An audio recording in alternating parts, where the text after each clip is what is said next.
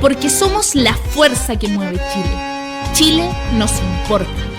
Ahora hablamos de política, economía y sociedad en el programa Chile nos importa. Conducen los periodistas Marcelo Castillo y Juan Andrés Lagos.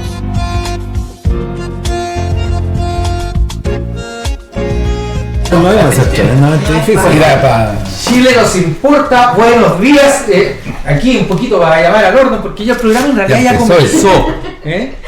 Comenzó antes de ir al aire y entonces Chile nos importa hoy, septiembre, más que nunca, es un mes de hechos muy importantes de la historia nacional y esperamos que, sobre todo mañana 5 de septiembre, en este escenario que tenemos en Chile de atropello a los derechos de los trabajadores, también sea una fecha histórica. Entonces, por eso tenemos aquí como invitados a Carolina Espinosa, que es la vocera de Unidad Social, esta instancia, digamos, que ha surgido con mucha fuerza, con una gran cantidad de organizaciones, donde está la CUT y está el movimiento No Más AFP, cuyo símbolo, diría yo, transformado en persona, Luis Mesina. Hola, así que les damos la bienvenida y estamos muy contentos y esperanzados de esta movilización. Mira, ahí yo veo una gran cantidad de organizaciones que muestran este nivel de descontento que hay por estos múltiples atropellos, digamos. ¿Cuáles son las expectativas que ustedes tienen de esta protesta nacional? ¿Podemos imaginarnos que comenzamos un camino ascendente como fue en los años 80 o como fue el 2011? Sí. ¿Tenemos esa expectativa para que definitivamente se rompan estas cadenas que además las arrastramos hace mucho tiempo? Tenemos esas expectativas sin duda. Yo creo que uno de los elementos inspiradores de este colectivo tan potente, tan esperanzador, es como la asamblea de la civilidad. Y lo hemos mencionado en nuestros espacios de discusión. Hay que decir muy claramente que esta unidad social no tiene una larga trayectoria, llevamos un par de meses empezando a reunirnos y claro, pero sí es de sentido común y la gente común y corriente lo había planteado así, ya no basta con marchar, es necesario unificar todas las demandas en una sola lucha.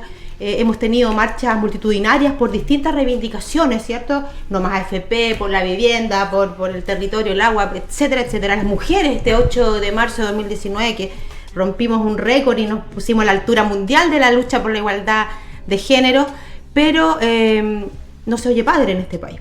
Entonces, la necesidad de unificar es de sentido común y por eso es que este espacio de unidad social para nosotras y nosotros es de una tremenda esperanza y expectativa de transformaciones, porque es el camino. La historia de la humanidad lo ha demostrado siempre así.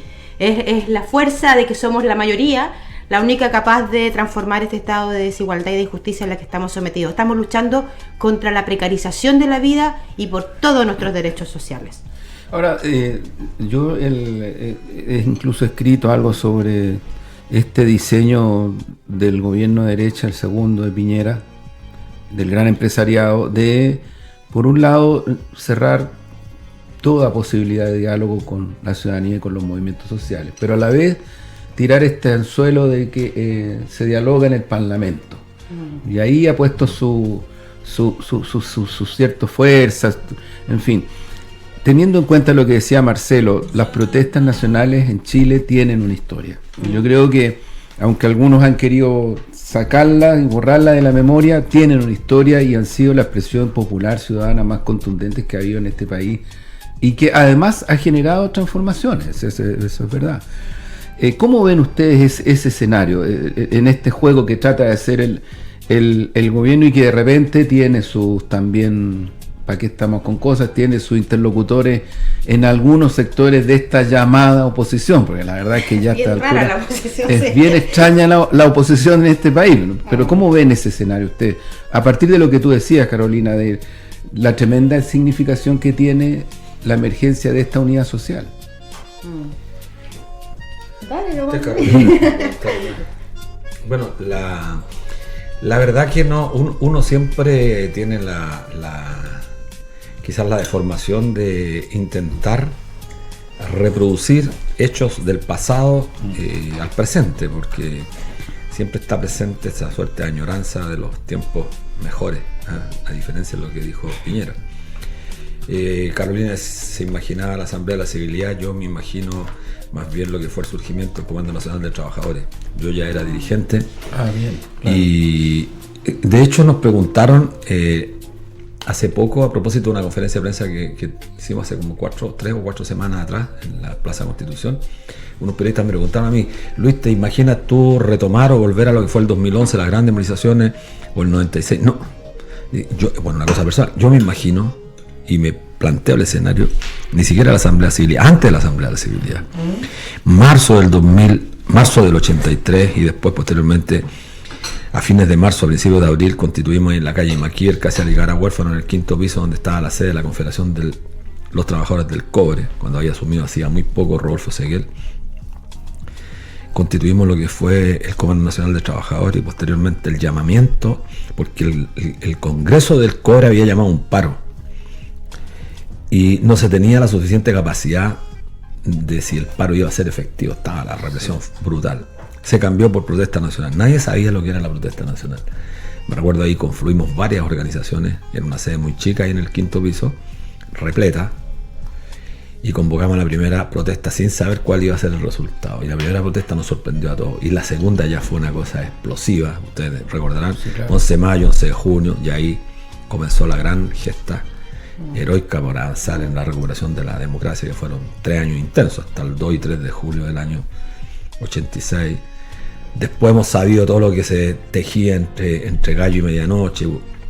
Benninger lo ha publicado, lo que se pactaba, contrariando la voluntad ciudadana, y por eso es re importante que en estos programas hagamos un esfuerzo por rememorar la historia, reconstruirla desde los testimonios de los que son actores reales, y no, y lo digo con mucha, y no como lo hace un sector importante de la historiografía chilena. Yo soy profesor y por eso lo puedo decir. La historiografía chilena hace mucha reconstrucción de la historia yendo a la Biblioteca Nacional y a las fuentes del Mercurio. La historia se construye a partir de la lectura del Mercurio. Y resulta que tenemos los testimonios vivos de gente que peleó, que luchó en las poblaciones. Cuánta muerte hubo. Por eso me recuerdo hace poco cuando Fernando Paulsen tuvo un exabrupto en la televisión a propósito del aniversario del 5 de octubre. No sé si recuerdan. Váyanse a la concha de su madre aquellos que quieren capitalizar el triunfo. No, el triunfo no fue de todos y todas. Los chilenos, unos pusieron más, otros. Pero en una protesta, recuerdan ustedes, murieron 50 y tantas personas en una noche. Así fue. Pero la gente se olvida. Yo me acuerdo que ¿te acuerdas o no? 50 y tantas, eso habría caído cualquier régimen en el mundo. Claro. Salieron miles de militares a las calles, fue miles, estado de sitio. No vamos a repetir, por supuesto, la historia no se repite. No se repite, pero la historia es la huella, es el camino a seguir. Exacto. Evidentemente. No podemos tener un futuro, ¿cierto?, si no miramos nuestra propia historia como pueblo. Pero es bien bueno recordarlo, porque yo siempre he creído que el 11 de mayo de 1983 debiera ser un día histórico en Chile. Para los trabajadores y trabajadoras. Pero mira, fue la primera protesta nacional y como dices tú, hubo cientos de Marcelo, mira, yo tengo muchas veces no se recuerda. Claro, pero yo tengo la impresión de que siempre hay ciertos hitos que se producen. Hoy día estamos en una situación de mucho descontento, de mucho abuso. Claro, el gran sistema mediático, y yo estoy de acuerdo con Luis, los historiadores, entre comillas, los más y los no tan oficiales, como que tienden a hacer una reconstrucción donde lo que queda fuera, yo siempre digo, es el pueblo, los plebeyos, los que jugaron un papel, los que hicieron de verdad la incidencia. Y se articula a partir de una serie de cosas que son atractivas para la gente, pero que en verdad no tienen mucho que ver con la realidad. Yo digo, podría ser, en términos de que es porque me gustaría que ustedes nos contaran, este proceso de construcción de esta unidad social no ha sido tan fácil tampoco. No ha sido nada de fácil porque, bueno, yo creo que tenemos un cierto daño, no sé si de salud mental, pero hay un daño en las organizaciones, en la dirigencia, una desconfianza, un temor que quedó instalado. O sea, la dictadura nos arrebató un proyecto de una construcción de una sociedad mejor en lo estructural, pero también en la dinámica más cultural hay secuelas. Y esas secuelas también se viven a nivel de las relaciones interpersonales y de las organizaciones sociales. Entonces tenemos fracturas y tenemos miradas distintas y tenemos ciertos dolores que nos afectan de manera muy negativa. Y superar eso es súper importante. Yo creo que eso es lo más importante de este proceso de unidad social. que estamos conscientes de que tenemos que superar esas diferencias que son además legítimas. Y en democracia, en cualquier sociedad existen diferencias y son válidas. Lo importante es que superemos esas diferencias y seamos capaces de unirnos en la mayor cantidad de cosas que sí de verdad nos unifican. Y por lo tanto ha sido difícil sentarnos, hemos tenido que romper esas desconfianzas, esas heridas, y hoy día tenemos un conglomerado de organizaciones, pero de la más diversa condición, es decir, el mundo sindical, que en sí mismo no tiene toda la unidad que quisiéramos ni toda la fuerza, pero ahí hay sindicatos del mundo público, privado, pero también hay organizaciones territoriales de base, muchas organizaciones que hoy día están dando la pelea por el derecho a la vivienda, que es un derecho fundamental y que hoy día está movilizando con mucha fuerza a la gente, porque otro de los falsos proyectos o contrarreforma, el proyecto de integración que viene a atentar de manera significativa este derecho social, las mujeres con sus organizaciones feministas, las disidencias sexuales, los estudiantes, es decir, aquí ya vamos en una suma que perdí la cuenta, porque partimos algo así como 15 organizaciones y al cabo de un mes ya íbamos 50 y vamos a llegar al centenar, entonces eso es lo que buscamos, porque efectivamente necesitamos ser capaces de aglutinarnos y dejar de marchar casi todos los fines de semana. Si ustedes sacan cuenta, este año hemos estado generando un montón de movilizaciones que no tienen ni siquiera aparición en los medios de comunicación de masa, por eso saludar esta radio TV multimedia Recabarren, que recupera la historia y que reinstala la vieja radio de la CUT, ¿no? La radio que tuvimos en el tiempo en la Unidad Popular. Y que se instala como una necesidad urgente, porque las organizaciones sociales necesitamos tener medios de comunicación efectivamente que muestren los temas de nuestro interés. Y para eso la unidad y la convergencia de todas estas reivindicaciones y organizaciones es fundamental. Yo creo que, y lo preguntabas tú, Juan Andrés, ¿qué pasa con este escenario en el Parlamento? Porque hoy día tenemos un Parlamento que ha cambiado, desde mi perspectiva personal, se ha ampliado de manera muy interesante, porque es bueno de romper esto binominal que nos ha tenido sometido durante toda esta vuelta, comillas, a la democracia. Y nosotros como organizaciones, y lo digo desde la Confusam y también desde la coordinadora Noma FP, creemos que es un espacio de lucha también ahí. Y hay que dar la pelea y hay que estar, pero que no es el central. Para nosotros es de convicción absoluta que el escenario de lucha principal, y vuelvo a decir, y la historia de la humanidad nos lo ha demostrado así siempre, es con la calle, es con la organización de base, es con la movilización social. Es la lucha la que nos ha llevado a las transformaciones y por supuesto hay que dar la pelea en todos los planos, en lo judicial, en lo parlamentario, qué sé yo, pero esos son partes de un todo que no pueden hacernos perder el foco. El foco está en el territorio, en la gente, en la calle, en la movilización.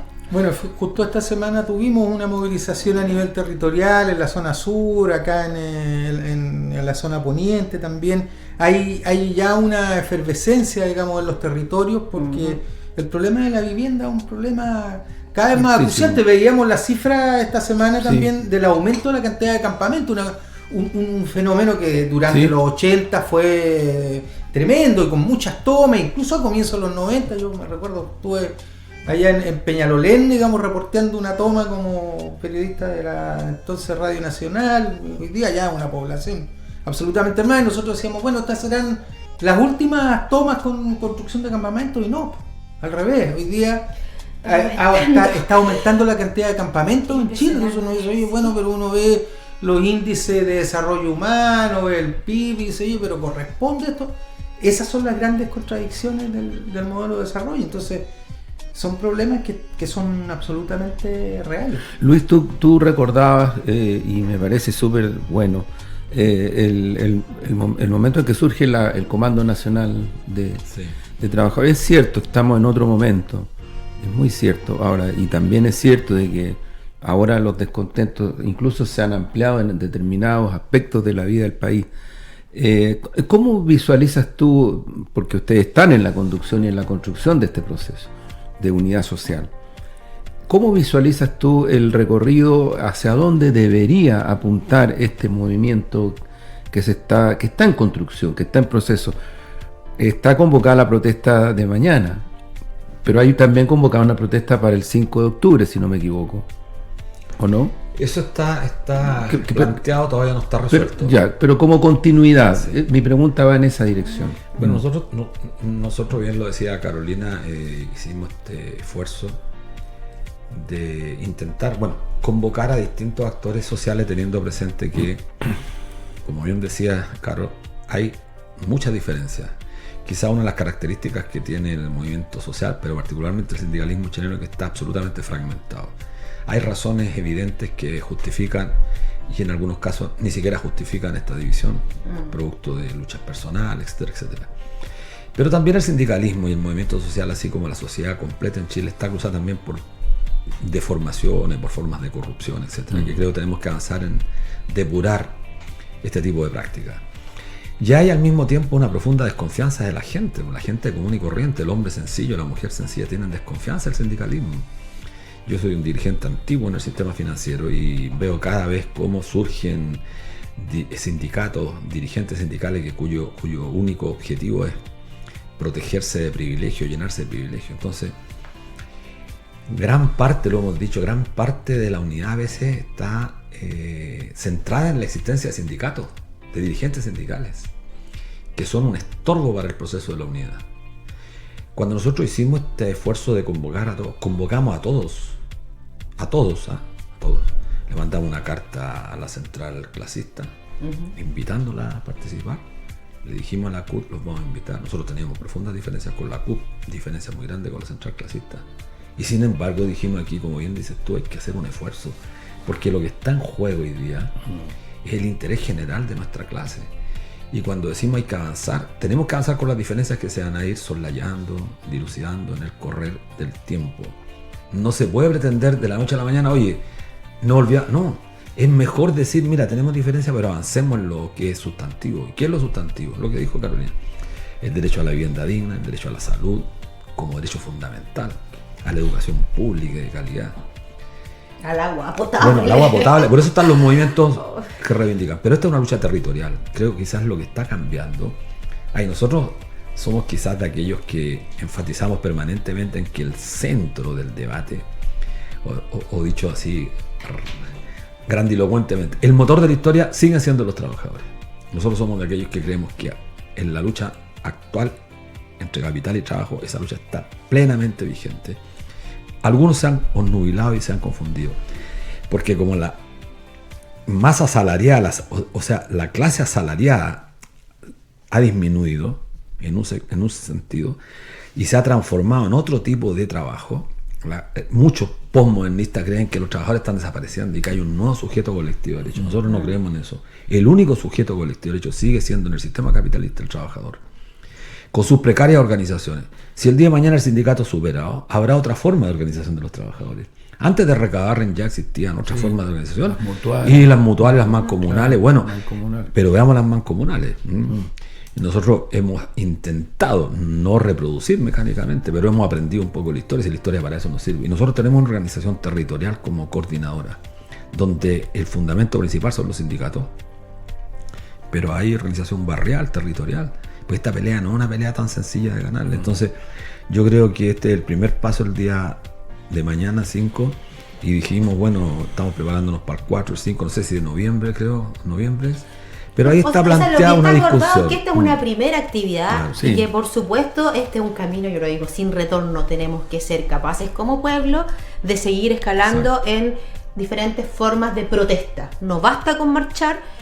Quisiéramos tener la capacidad como otros pueblos hermanos de generar una huelga. O sea, nosotros necesitamos no hacerle cosquillas a nuestra contraparte, es realmente dar la pelea, y la pelea se da parando la producción. Entonces, pero son las organizaciones reales las que están. Mira, aquí la coordinadora Noma FP, la CUT, Colegio de Profesores, la ANEF, los sindicatos son los que están colocando, comercio, los que están colocando porque tienen estructura de carácter nacional. Claro.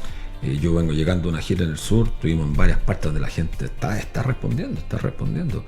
Y necesitamos potenciar esas organizaciones que son del mundo del trabajo, instalando el debate. Yo creo que lo que le falta mucho a nuestro pueblo y a los trabajadores es deliberar. Por eso nosotros hicimos un plebiscito y después tratamos de convertir nuestra propuesta en una iniciativa popular de ley, generar cabildo, es decir, que la gente discuta de política. Si este país no discute política, y ¿sabes cuál es el problema? que aquí cuando tú tienes una diferencia con otra persona, otro dirigente, eso es ruptura en forma inmediata y no hemos sabido caminar con las diferencias. Porque lo difícil es justamente unirnos quienes tenemos diferencias, porque unirnos entre los que pensamos igual es bastante fácil. Sí.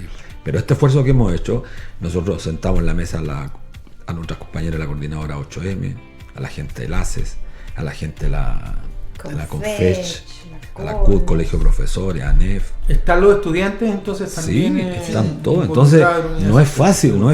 Yo insisto, no es fácil. Es difícil, pero ya logramos ponernos de acuerdo en una fecha. Fue lo más importante. Y todos, aquí tenemos que decirlo, unos más, otros más, menos. Pero lo que hemos visto, que todos están poniendo su esfuerzo, su humanidad para que esto sea un éxito. Todos. Y eso es valorado. ¿Sabes lo que sí a mí me llama la atención? Y que ha sido como complicado de poner, una cuestión súper, porque desde que nos agrupamos y empezamos a dibujar este camino en común, dijimos, no basta con marchar, tenemos que hacer una protesta. Y en los medios de comunicación y con las propias organizaciones nos ha costado instalar esto de que esto no es una marcha. Los medios siguen acuñando el concepto marcha. ¿Dónde parte la marcha? Hay como somos como un poco, no sé si rígidos, muy conservadores como chilenos, como pueblo. Entonces, lo que hemos dicho y lo reafirmamos es una protesta y nosotros recordamos lo que hicimos en los años 80. Es decir, estamos rememorando lo que nuestro pueblo tiene en su sangre, en su historia. Eso es lo que queremos reproducir. Entonces, está abierta a ¿Cómo visualizan el día de mañana? A propósito de esto, porque es verdad, es muy cierto. Muchos preguntan, bueno, ¿y dónde es la marcha? Bueno, ¿ustedes cómo describen esta protesta? ¿Qué va a ocurrir mañana? Me refiero a la expresión, a lo instructivo, en fin, a lo que ustedes han convocado, a lo que se está convocando. Y lo que podemos convocar como más explícitamente, porque también nosotros decimos con mucha claridad, o sea, es absolutamente legítimo transgredir la normalidad porque no estamos viviendo una vida normal. Nuestros viejos se mueren de hambre, tienen que limonear, hacer estrategias de sobrevivencia de diverso tipo para poder llevarse el pan a la boca. Y eso no es normal, no es permisible. Por lo tanto, en esa calidad, en esa condición, nos sentimos con el absoluto derecho a romper la normalidad. Y ese es el llamado, finalmente ese es el llamado. Y el sueño se hace a mano y sin permiso, pues, y ha sido siempre así. Entonces, bueno, la idea en términos gruesos es partir en la mañana haciendo acciones de agitación y propaganda temprano para demandar y mostrarle al resto de la comunidad que no es un día normal. En términos gruesos, al mediodía concurrir a los centros de las ciudades a hacer estos copamientos, como lo hacíamos en los años 80. Como fue en los 80. Que no había un punto que había que agruparse en distintas partes porque, bueno, eso mismo, porque no vamos a pedir permiso para hacer marcha. Sí, a nivel de la región metropolitana nos hemos planteado 4 puntos cardinales a las 11 de la mañana. Estación Mapocho, Estación Central, Plaza Avenida Italia, Mata con Avenida Mata, San Diego. Creo que sí, San Diego. Y Plaza Italia, para acercarnos a la Plaza de la Ciudadanía, tipo 12. Son 4 puntos cardinales para avanzar hacia el centro, por la vereda, por la calle, por donde... No importa, eso no es lo importante. Lo importante es llegar al centro. Y es en el caso de Santiago, pero también en los territorios se están convocando fuera la gobernación, en la intendencia, qué sé yo. Cada territorio ha resuelto algo tipo mediodía. Y luego, al finalizar la jornada, el caceroleo. Que también ha tenido distintas... A las 20 horas. A las 20 en horas. muchas partes de la región metropolitana van en más de 40 puntos. De los que sabemos, porque además hay cuestiones que en algunas comunas más, Peñaflor, en los sectores más rurales, pero también en algunas regiones se han planteado a las 6 de la tarde en la Plaza de Armas, Rancagua a las 18 horas, también, Concepción también se planteó caceroleo con marcha a las 18, o sea, cada territorio, y eso es súper súper potente, porque finalmente nosotros planteamos una estructura general, pero aquí, como se dice en buen chileno, todo lo que le echemos al caldo, a la olla, todas las acciones suman, porque también hay gente que en sus propios lugares de trabajo está convocándose al mediodía para hacer ceses de funciones, para hacer asamblea, sitting, meeting, caceroleo en los frontis de sus lugares de trabajo, en sus lugares de estudio, para agitar. Es decir, hay una estructura general que, como digo, parte temprano con agitación y propaganda, al mediodía copamientos al centro y al atardecer, 8 de la noche, tipo 8 de la noche, caceroleo, pero también está muy disponible y muy expectante de otras formas creativas que cada localidad, unidad laboral, de estudio o territorio pueda desarrollar para generar esta protesta nacional por todos nuestros derechos sociales.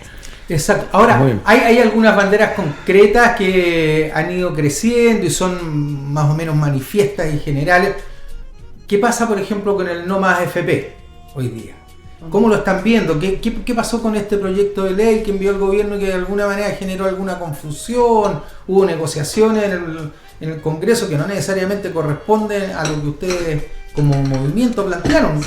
¿Qué se hace en ese plano de aquí en adelante, digamos, para no... Bueno, creo que esa es una de las razones fundamentales por las que mañana hay que estar con toda la fuerza en la calle. Como bien decía Carolina, hay muchos puntos del país. Teníamos ayer la evaluación más o menos 44 puntos, pues no solamente en las capitales regiones. Tenemos gente que se va a movilizar en Yumbel, yo vengo de allá, Yumbel, Frutillar, Ancud, que no son Pucón, no son capitales ni siquiera de provincia. Sí.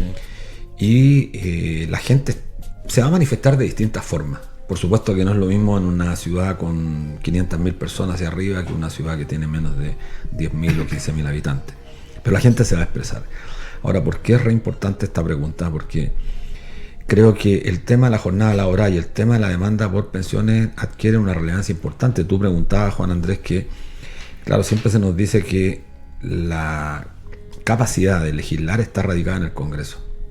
Eso es lo que dicen siempre los defensores del orden establecido, estos que se ufanan muchas veces a defender el Estado de Derecho, como la familia Walker.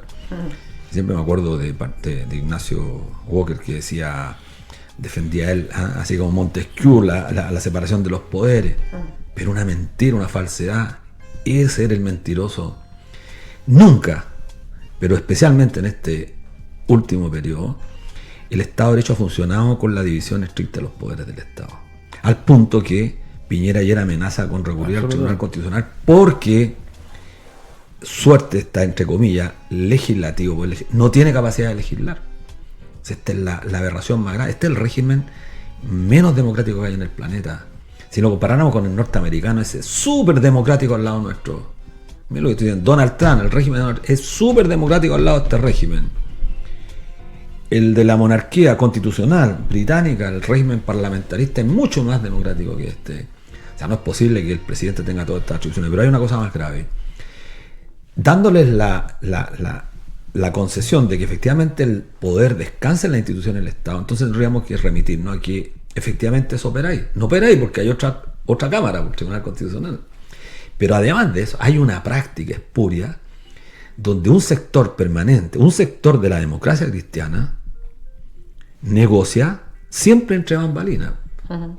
La reforma tributaria anterior, Saldívar, con algunos personajes que ni siquiera eran del Congreso, llegaron a una suerte de acuerdo. Fontaine, por ejemplo. Con Bernardo Fontaine llegaron a un acuerdo en el living de la casa de Bernardo Fontaine. ¿Quién es Bernardo Fontaine? Hermano de un ministro de Estado. Ahí se pactan las cosas. Y es bueno que la gente lo sepa. Hoy día se pactan fuera de la institucionalidad. No es la Comisión de Trabajo y Seguridad Social donde se pactan las, comillas, nuevas modificaciones al ordenamiento del decreto ley 3500, este sistema absolutamente fracasado de cuentas individuales. Y por lo tanto, la respuesta que la ciudadanía esperamos va a dar contundente y categóricamente a quienes validen la consolidación del sistema privado de FP, van a pagar las consecuencias. Y nosotros tenemos ese compromiso. Hemos tomado el compromiso de la Coordinadora Nacional a lo largo del país, que vamos a después de 30 años casi, vamos a jugar un rol activo en el próximo proceso electoral. Activo, no esta suerte de denuncia, no, activo, y lo hemos dicho en todas partes.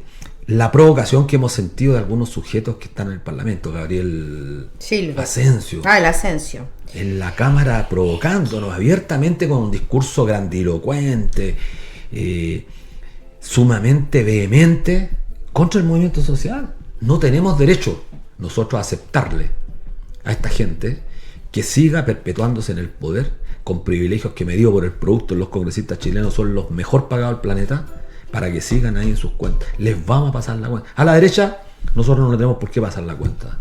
Nosotros no nos vamos a preocupar de eso. De Patricio Melero, gente que... La derecha vota coherentemente como ha sido siempre.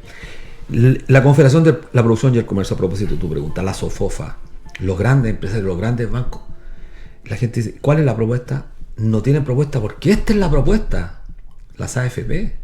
Entonces tienen matices, cargar más el gasto público, aumentando el pilar solidario, recurriendo a aumentar el IVA, han planteado algunos ex miembros del Banco Central de la Democracia Cristiana. Han planteado aumentar el IVA, es decir, el impuesto más regresivo. De eso estamos hablando. Entonces, la cuenta tiene que pasársela a la ciudadanía, porque en materia de pensiones, y esto lo puedo decir con absoluta propiedad, esta reforma, si se aprueba, no va a mejorar las pensiones de los chilenos. 10.700 pesos para el pilar básico, la pensión básica solidaria, 10.700 solamente. Y para el mejor de los casos, los actuales pensionados, a cuyas personas ya han cotizado más de 16 años, pero va a ser gradual en una primera etapa, y los hombres, más de 22 años. Perdón, pero 10.700 pesos no alcanza ni siquiera por una semana de micro. Pero exacto, pero el millón 300.000 personas que están pensionadas por el sistema actual, porque las del IPS no reciben nada, las 680.000 personas. Los actuales pensionados, lo más que pueden aspirar los hombres a 22.000 pesos y las mujeres a 26.000, 27.000 pesos. Nada más, no hay nada más. Y aquellos que estén pensionados a los 85 años, podrán aspirar a un mejoramiento de 45.000 pesos. Pero hay que tener 85 años. Y está demostrado que los sectores medios, que ellos llaman clase media, los sectores medios, insisto, que ellos llaman clase media, que son los que ganan 500.000 aproximadamente, de ahí para abajo, toda esa gente se muere primero que los sectores más pudientes del país. Pero un dato que es relevante, que siempre lo voy a conocer, el 61,5% de la gente actualmente afiliada a las AFP tiene menos de 20 millones. Claro. Y con menos de 20 millones, a lo más que van a aspirar es a una pensión por debajo de los 100.000 pesos los hombres, las mujeres alrededor de 80.000 pesos. Y si no pueden acreditar pobreza, no van a poder pedir el aporte previsional solidario, que es un poquito más. Una aspirina. Claro. Entonces, no va a cambiar el sistema. Entonces, claro, se ha mostrado como que la coordinadora y la demanda por no FP ha bajado porque ha sido invisibilizada, lo que es efectivo. Además, la gente también se cansa. Por eso bien lo decía Carolina, no basta con marchar, no podemos seguir marchando porque el régimen político y el gobierno saben perfectamente que eso tiene un desgaste y que la gente al no ver triunfo deja de tener alicientes morales para pelear. Y ahí es donde nos quieren dar, en la moral, en esta moral que han construido. Las dos morales que hemos dicho nosotros. Nosotros tenemos una moral que es prístina, es la moral que se construye sobre la base de creencias, construye a lo largo de nuestra historia. Creencias que hacen que los sujetos nuestros sean solidarios, seamos honrados. Uso esta palabra que viene de la educación. Honrados. Nosotros en el colegio nos enseñaban a ser honrados. No robarle a nuestro compañero, no robarle el lápiz. Nuestros padres nos enseñaban esa honradez, ¿te acuerdas? La honradez solidaria. Pero estos tipos no tienen nada de honradez. Si donde pueden, nos roban. Donde pueden, se apropian de lo nuestro. Todos los grandes grupos empresariales de este país se han coludido, y da la paradoja, financiado por nuestro y con nuestro ahorro previsional. La industria del cerdo, de los pollos, pañales desechables, la industria de los fármacos, Luis Enrique Yarur del BCI, lo digo responsablemente, los conozco a todos, pues yo soy bancario hace 40 años. Toda esta gente de mierda, que no ha construido ningún empleo, y los medios de comunicación, con periodistas obsecuentes, han sido incapaces de investigar. 0 empleo han construido.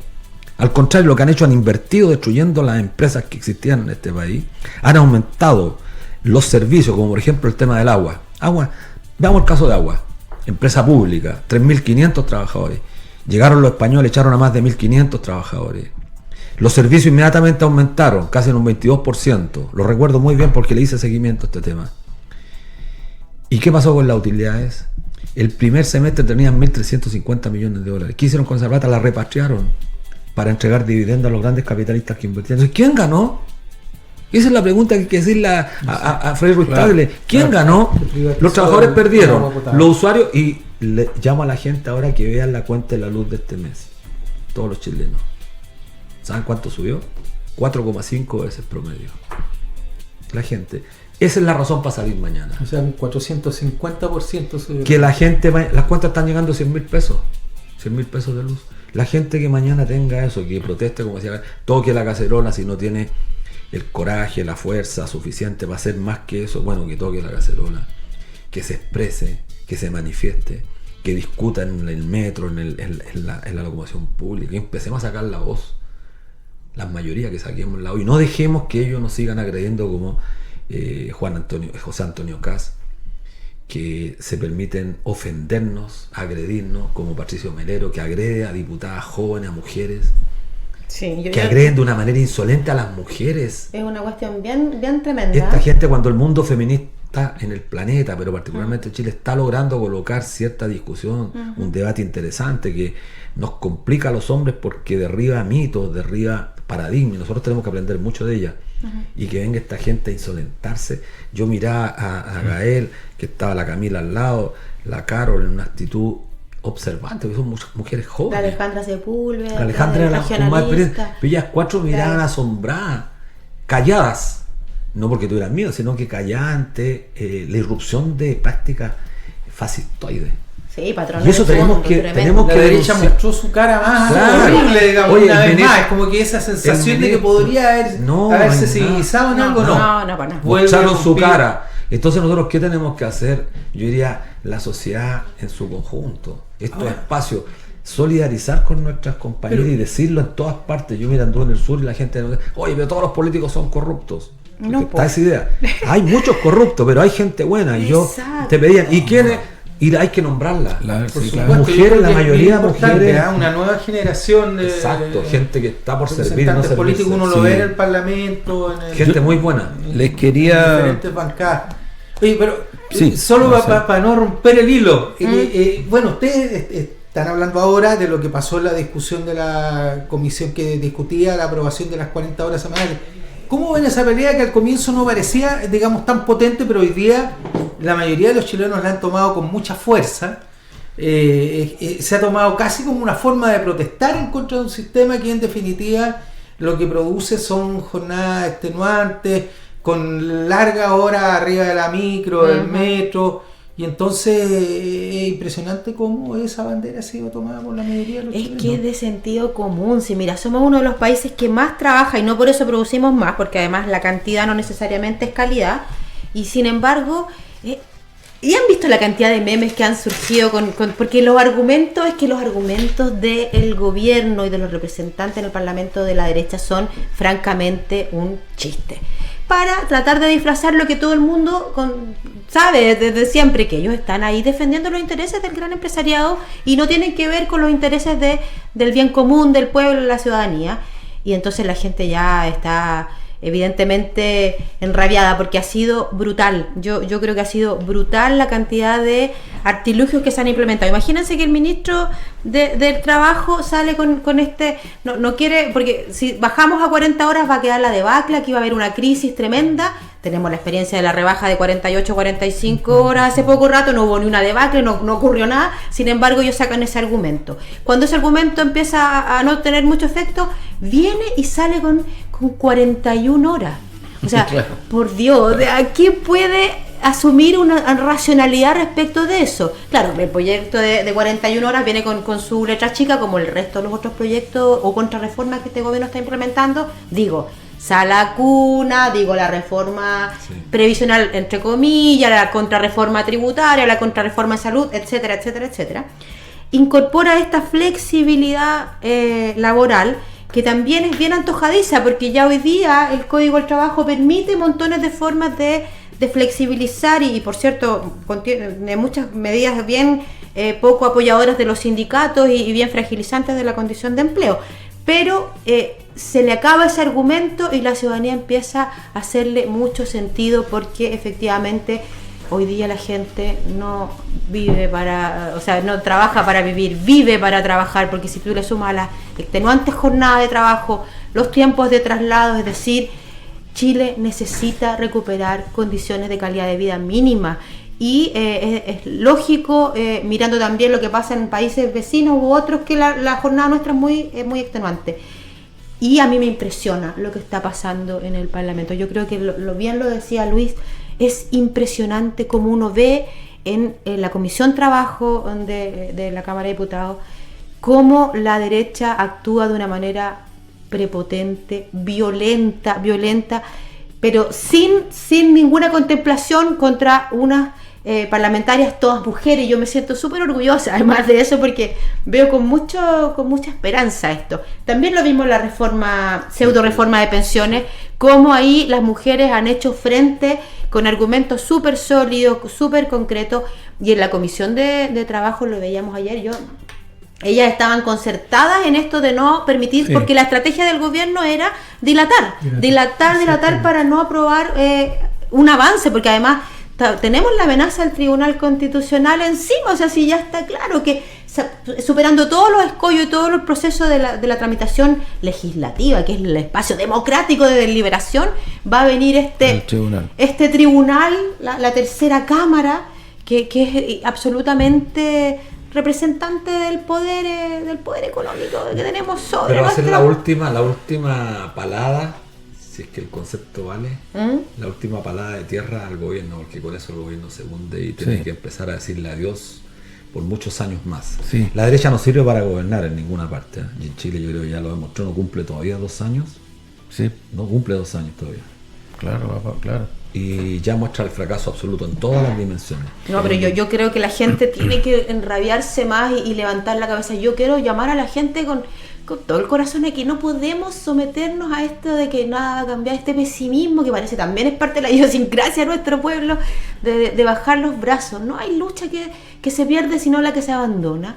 Y yo creo que esta pelea que estamos viendo en torno al proyecto de 40 horas es una razón más que concreta y inspiradora para que nos levantemos. Para que nos levantemos. Claro, yo creo como que ciudadanía. Es muy importante para que este proyecto en definitiva fructifique y salga, digamos, aprobado en el Congreso, que yo creo que ya con una fuerza que mañana sea una bandera relevante en esta protesta nacional. Es un símbolo por decirlo así, de la rebeldía del pueblo chileno, que dice, no, queremos trabajar solo 40 horas semanales y lo vamos a lograr. O sea, la única manera de despistarnos, de sacarnos este fantasma del Tribunal Constitucional para echar por tierra este proyecto de ley, es que mañana vea todo el mundo, no solo Chile, que el pueblo está dispuesto a salir a la calle. Esa es la única manera de sacarnos ese fantasma. Así que si alguien quiere realmente rebajar la jornada a 40 horas, mañana tiene que salir a protestar. Así es. Les quería plantear el siguiente tema, por lo que ustedes mismos dicen. Uno puede deducir de que en verdad la gran batalla del pueblo chileno es cambiar el neoliberalismo, este sistema brutal. ¿Han avanzado en esa dirección? Yo sé que las organizaciones tienen, porque no sé, Luis, yo no me imagino un sistema como el Noma AFP en este neoliberalismo, simple, incluso porque uno escucha ni siquiera a los más extremos, también a gente como Rodrigo Valdés, que te dicen, mire, no, esto no se puede, aquí la prioridad es otra. Entonces, y seguimos para allá, o sea, no está solo en la políticamente derecha esto de hay ciertas cosas que no hay que tocar y seamos responsables. Se nos vuelve a repetir invariablemente una situación que se viene arrastrando desde muchas décadas en Chile. ¿Cómo ven ustedes ese proceso? Sí, yo tengo una particular mirada respecto de los que se autoufanan de portar con grado académico en el campo de la economía. La economía es una ciencia inexacta, creo que de todas las ciencias sociales la que más se equivoca, pues trabaja con muchas hipótesis, ha demostrado a lo largo del tiempo tener muy poca cientificidad para abordar el fenómeno social. ¿Por qué? Porque ha tenido el predominio, especialmente en los últimos 40 años, el predominio de una mirada paradigmática fundada en la escuela americana, particularmente por una influencia de la escuela, bueno, los que no escuchan la escuela austriaca, que tienen un predominio, pero yo diría exacerbado, de trabajar sobre variables. Yo trabajo en el sistema financiero y por eso lo veo. Costo-beneficio siempre es la primera respuesta que hay respecto a una demanda pública. O sea, uno pide demanda, por ejemplo, el mejoramiento de la salud y ellos inmediatamente reaccionan al costo-beneficio. ¿Qué costo tiene esto para el Estado? ¿Qué beneficios reporta? Ni siquiera desde el punto de vista político, ojo. Esta gente no ve esa relación de variables costo-beneficio. Es costo-beneficio en términos financieros. Es decir, lo que ha ocurrido en el último periodo el manejo de los estados ha sido cedido a los financiaristas, no a los economistas. No es Adam Smith. Para aquellos que dicen Adam Smith el padre, mentira, Adam Smith hoy día estaría peleando con nosotros contra ellos. Lo digo con absoluto fundamento, peleando con nosotros contra ellos. Ellos han tergiversado toda la teoría económica, pero han hecho la práctica, porque han dirigido los estados. Entonces han metido axiomas, que esto es re importante. ¿Cuál es el axioma principal que han instalado en todo el planeta? Que los estados para crecer, los países para crecer necesitan mucha inversión. Porque con inversión hay empleo, hay crecimiento, y con crecimiento hay empleo, y con empleo hay mejoramiento de los salarios. La vieja política del chorreo.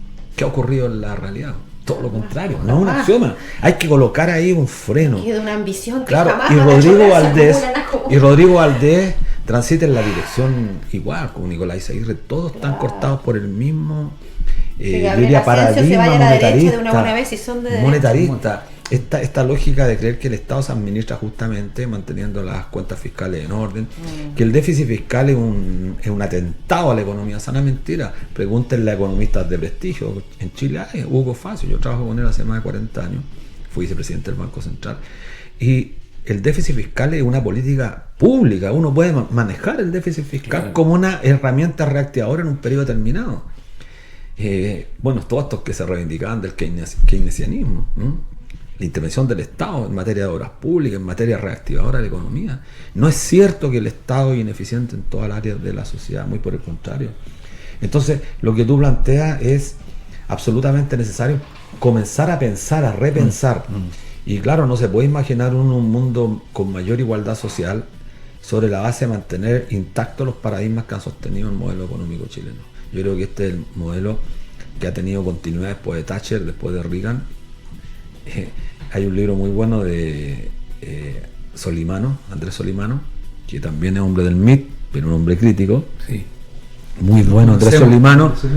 Es un hombre muy serio, uno puede tener diferencias, pero un hombre serio. Y él señala en un prólogo un libro muy importante que tiene, que nosotros siempre perdemos vista que Chile hizo las transformaciones estructurales antes que Reagan y Thatcher. Sí, así es, pues. Acuérdate, el 79 el plan laboral, y el 81 empieza la reforma previsional, nos quitan el ahorro, y el 81 ellos se ponen de acuerdo. Que Chile es un laboratorio, es cierto. Claro, pero no olvidamos. Todo el modelo neoliberal a partir del año 75, cuando terminaron los conflictos que había al interior de la dictadura, ¿por qué camino seguir? Y se optó eso por venía el famoso ladrillazo. Sí, bueno, venía de la Católica el año 67. Claro, lo habían estudiado desde antes en teoría, y el 75 encontraron una dictadura que lo aplica. Y ese tema es que yo creo que en estos espacios es re importante, aunque tenemos que abordar la coyuntura de repente. Bueno, siempre nosotros en el programa que tenemos tratamos de hacer un poquito de historia, porque creo que es muy importante. Muy importante. Sí. Claro, la gente tiene que rememorar, a cada rato nosotros hablamos de rememorar. Bueno, recordar. Oye, como nos queda poco tiempo, sí, y Luis dijo al pasar, dijo que bueno, que todas estas, que ustedes habían decidido que ya estas fuerzas sociales que se había desplegado con Noma FP tenía que expresarse políticamente en el Parlamento, en fin, ocupar todos los espacios democráticos, y también hoy día tenemos una oposición que está bastante fragmentada, que tiene distintas expresiones, que me imagino que tendrán algún estado más que periodistas, esto de convergencia progresista con unidad por los cambios. Hay dos frases que se van abriendo. En dos frases, mira, nosotros con Unidad para el Cambio tenemos una base de contenido, creo yo, bien significativa. Y la conversación con la Convergencia Socialdemócrata fue en esos términos, con el PPD, con el Partido Radical y el Partido Socialista, en esos términos. Y aquí voy a dar la exclusiva. Muy probable, y casi con cierta certeza, que el próximo lunes tengamos una reunión con el Frente Amplio, las dos mesas nacionales. Y nos interesa sobremanera también conversar con ellos en estos términos. Después vendrán los temas electorales u otras cosas, pero queremos en estos términos de contenido, demandas sociales. Esa es para nosotros nuestra principal vocación en este momento. Por ahí buenísima noticia. Fenómenos políticos nuevos que son empujados en buena medida por este movimiento social que está exigiendo, absolutamente, que va levantando nuevos liderazgos que nosotros tendrán que expresarse también. Mira, la convicción, yo de verdad creo que incluso volvemos a la historia de Chile nos muestra. Yo creo que una de las grandes sabidurías de Allende, como conductor de este país es que siempre vio a los trabajadores, a las trabajadoras como el punto de arranque de un proceso de correlación de fuerza. Bueno, y la importancia que estamos a 4 de septiembre. Sí. Claro, recordar ese hito histórico de los chilenos, de nuestro país. Y siempre es bueno recordar justamente a Allende en todo su discurso siempre fue recurrente la palabra trabajadores. Así es. Y hoy día esa palabra está, yo diría, proscrita en el lenguaje de muchas personas que se reivindican ser herederos de la izquierda. Y voy a decir, Luis, algo que yo fue así. El 11 de septiembre, en su discurso final, Allende refiere a trabajadores de mi patria, mujeres, y no nombra a los partidos políticos. Sí, impresionante, sí. Claro, una gran... Fue así. Pero creo que el movimiento social tiene que propender a unificarse más, a movilizarse más. Creo que lo que dice Carolina es la verdad. O sea, eso estamos... La calle es nuestra. Sí. Sin calle no hay posibilidades. Por supuesto que la estrategia legislativa es una estrategia importante, pero tiene que ser sobre la base de poder popular. Exacto. Y solamente para dar garantía de que no hayan acuerdos espurios contra los intereses de la gran mayoría, donde la preeminencia siempre los acuerdos espurios la van a tener aquellos que están más cerca del poder tradicional. Esta gente que ha manejado la economía en Chile, que va a tratar de llegar a acuerdos. Solo sobre la base del movimiento social activo es posible, y creo que tú hiciste esa pregunta, nosotros lo estamos discutiendo también. Bueno, Chile es uno de los pocos países donde se transgreden además acuerdos internacionales. Está proscrita la posibilidad de que los dirigentes sindicales accedan al Parlamento. Claro. O sea, eso es francamente, sin embargo, los empresarios pueden llegar.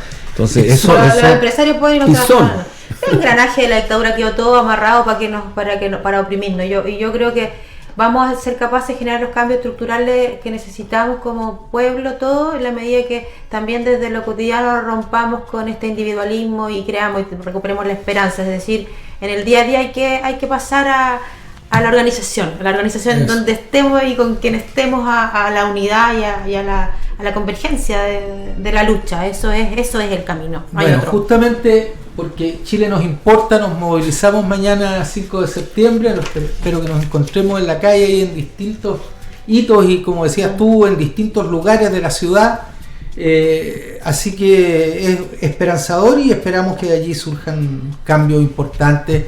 Yo creo que tú lo señalabas, Juan Andrés, o sea, aquí el objetivo político fundamental es terminar con el modelo neoliberal, y yo creo que ahí hay un trasfondo del movimiento social que está empujando en ese sentido, y una fuerza que va a ser difícil de detener. Así que, porque Chile nos importa, el 5 de septiembre protesta nacional.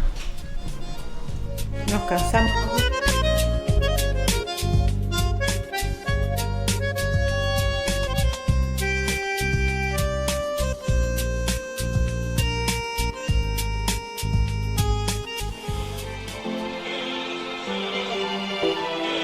Cuéntale a todas y todos los trabajadores del país que tienen un nuevo espacio en Radio Recabarren multiplataforma.